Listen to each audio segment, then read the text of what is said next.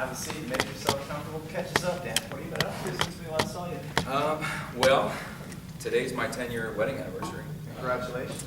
So that's the most exciting thing going on in my life right now. But mostly the status quo. I think at work, I finally made my way into partner last year at the very end of the year. Just trying jury trials. Tried a couple, maybe one, maybe two since the last time we spoke.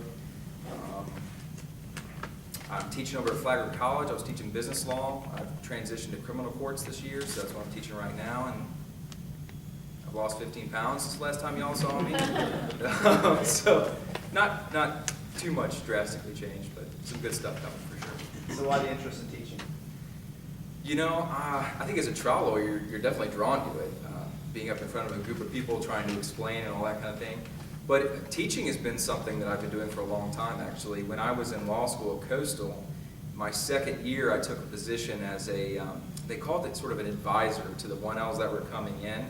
And so they actually paid me and a couple of other students, and we would hold weekly meetings and talk to them about how you brief a case, this is how you should handle this class and the reading and whatnot. So I've been doing that for some time. And actually, in fact, in my fraternity house days, I was the pledge educator, and my role was to make sure that all the pledges passed. So I used to hold study hours every Tuesday night. I would go with them to their professors to make sure that they were on track. So it's definitely been something close to my heart for a while. Dan, just by looking at the numbers, more than 6 people, we know it's in 6 up, Sure. more than 6 people who have been on a list before, yourself included, have put in this time. Right. So someone who has gone up before is not going to make it out this time. What distinguishes you from sort of the top of the group here? You've gone up before.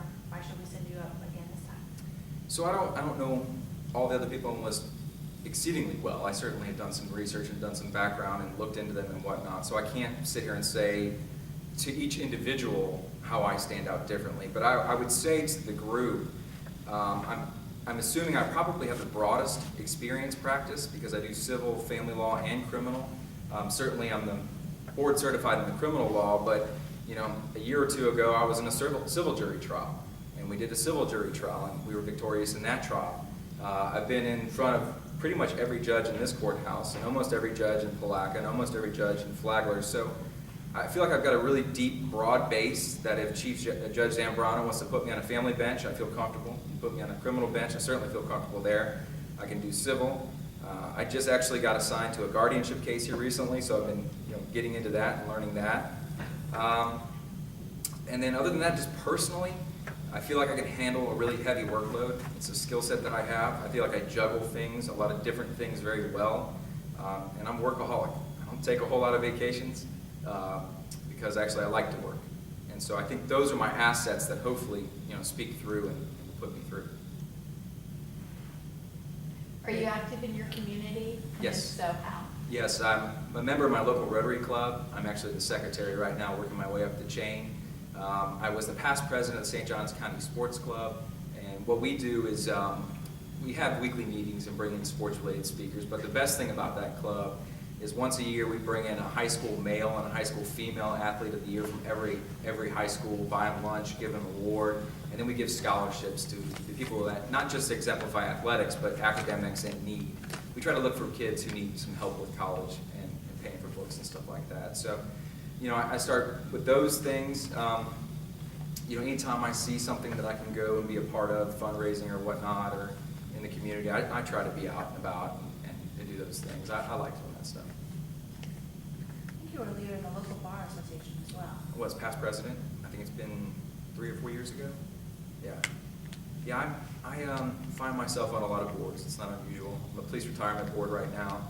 We had our meeting yesterday. Kind of having like the fox in the hen house with the criminal defense lawyer on that, but I'm a big believer in law enforcement. I think we need it, and so I am happy to help make sure that they have a retirement when it comes time. Dan, you were going to run, and then you changed your mind, I did. and now you say you'd run again? Oh yeah, I'm going to run again. It just doesn't work. What caused you to change your mind? Sure. The short answer is my wife, and that's what happened. After the last appointment, I was geared up. I actually had a marketing team ready to go. I had the top end of my financial committee built out. I was already fundraising money. And she asked me if I would reconsider, because of she saw how much the appointment consumes you, because it consumed me, and it does, you know. And she was worried. She had a tough semester at school. She's a teacher at Catalina. She had a tough semester, and we had 2 children, 3 and 7, and she was worried how much I would be out of the house running the campaign.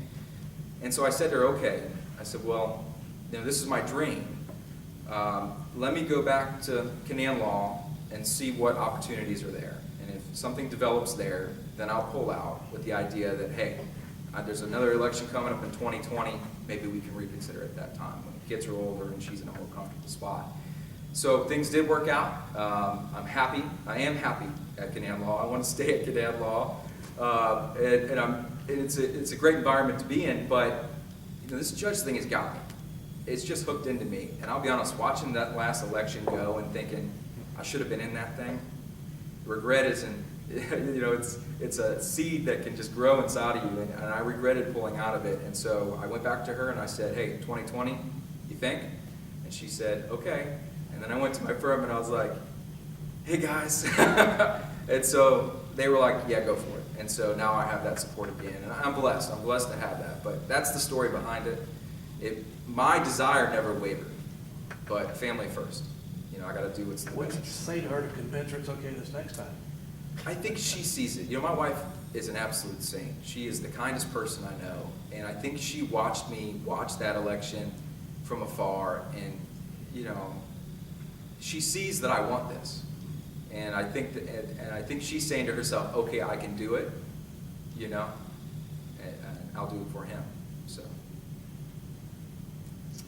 So we have sent you up before. How went the visit with the governor? You know, I thought it went very well. The interview, there was no surprise questions. I thought the interview went very well. I was hearing positive things, but of course you never really know until you get either the positive call or the not so positive call. I feel I've reached out to people, and I feel I have support again on that level. So I feel confident going into that level. But you all have a very tough choice to make, because you've got obviously a very qualified list. So I recognize that. Anything that you do different this time around where we send you again? I think I'm just sharper at this point. You know, once you go through something, you gain that experience, you lose that sort of fear of the unknown, and you can sort of go back to that, you know, sharpening steel and sharpen those areas where you're necessarily weak at or weaker at than you were before. I can't tell you that one specific thing that I would change, because I felt very prepared for the interview. I just think at the end of the day, I'm just going to try to be sharper and work that much harder to make sure that I can cross that threshold. How would you answer those questions that they ask about your little incident in college? Well, you know, responsibility is the most important thing. I've got to own it. You know, I guess at this point, that was 20 years ago now. I finally crossed that 20-year mark that I could say it's 20 years in my past.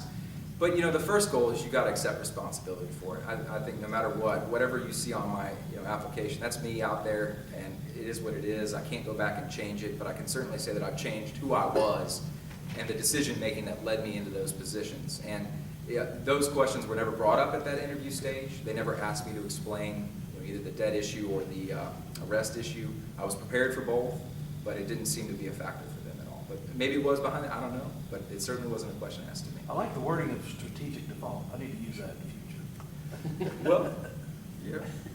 I guess we're lawyers, we're good at words sometimes, maybe, I don't know. Thank you, then.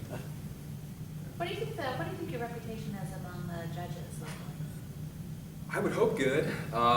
You know, I'm the type of litigator that I don't like to go into the courtroom and pull these, really crazy moves. I like to think that I prepare, I'm strong in my work ethic, I feel like I'm as smart as the average bear, I can put it together, put a good case before the court, I feel like I'm quick on my feet, good in trial, and so I care a lot about my reputation. And I always say no one client is worth my reputation. So when it comes time to go into the courtroom, I try to make sure that they never question my candor, that they never question the things that I say. And there have been plenty of occasions where I've said something to a court and they have relied upon my word. And I say to myself, I got to uphold that. I have to make sure that comes through. And I feel like I have that. So I would think positive, but I'm sure you all have done your due diligence, and I hope that resonates behind the scenes as well. else? Yeah, thanks for coming in. As you know, we'll let everyone know by the end of the day. Yep, no problem. Thanks, guys, I appreciate it.